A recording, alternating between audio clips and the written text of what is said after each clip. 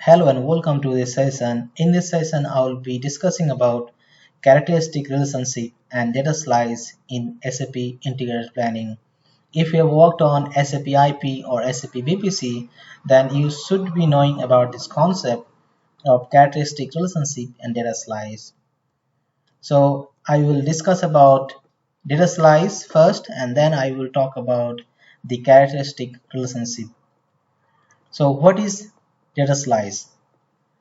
Data slice is built on planning ADSO or the planning cube that you create, and it affects all planning function or planning query that uses the ADSO.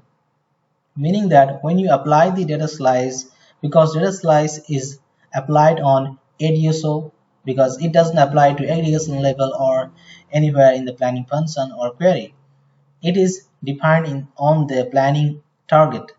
So once you define on the planning target, and if you create the aggregation level based on the planning target, so it also affects there. So when you create the planning function or planning query based on your aggregation level, so it also applies there. So what is the use of data slice? Let me give you with an example.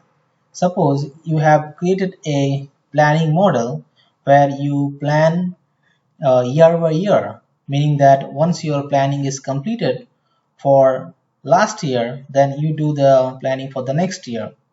And suppose data slice is used to restrict the data from further changing, meaning that when your one particular year has completed, suppose if I talk about 2020 has completed, then you can actually restrict that your last year should not be changed from your data slice from your further changing. So you can define the last year in the data slice, so that particular data will not be changed.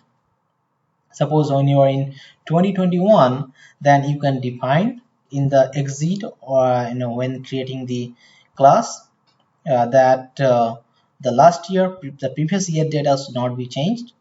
Whatever data will be changed should be for the future years. So for that we have two options the way we define the data slice.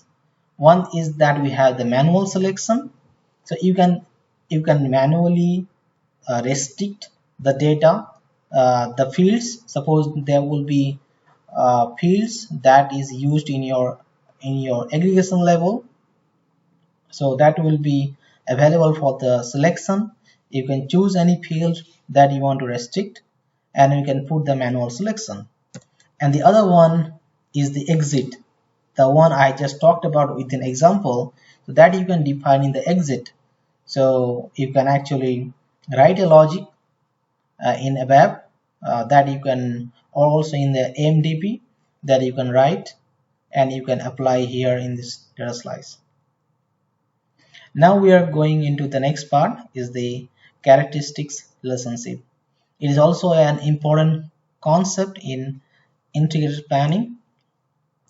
It is also built on ADSO, meaning that it applies on the planning target. So once you and whenever you use this planning ADSO, suppose you create query or you create aggregation level, so it all applies in further modeling. And it is used for mainly two purposes. One is the derivation, characteristics derivation, meaning that material to material group, meaning that you want to derive material group from another characteristics. So you can define in the source as material, and in the target you can define material group, so that your material group will be available when the planning will be done. And the second part is the output combination validation, meaning that once you define the relationship between, suppose, material and material group in the characteristics relationship, then when your output, and it is mostly used for the manual planning. Suppose you have opened the planning query on your workbook, and you automatically, if you define the relationship between material and material group, so whatever the combination or master data is available on material, only that combination will be showing on your output.